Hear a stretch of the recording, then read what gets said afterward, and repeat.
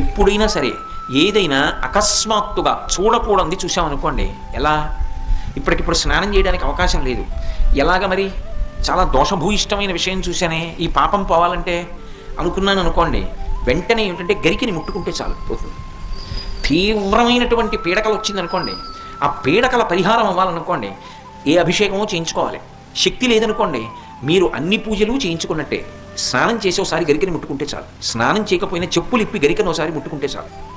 అందుకే శతమూలా శతాంకుర సర్వగం హరతు మే పాపం దుర్వాదు స్వప్ననాశిని.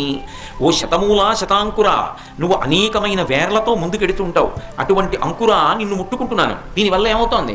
సర్వగం హరతు మే పాపం, నా పాపములన్నీ పోతున్నాయి. దుస్వప్ననాశిని, దుస్వప్నములు పీడకల యొక్క ఫలితము పోతోంది. అటువంటి గరిక విఘ్నేశ్వరుడి పాదముల మీద వేసి తీసి కళ్ళకద్దుకుని తల మీద పెట్టుకున్నారనుకోండి, విఘ్నములన్నింటినీ కూడా తీసేస్తాడు.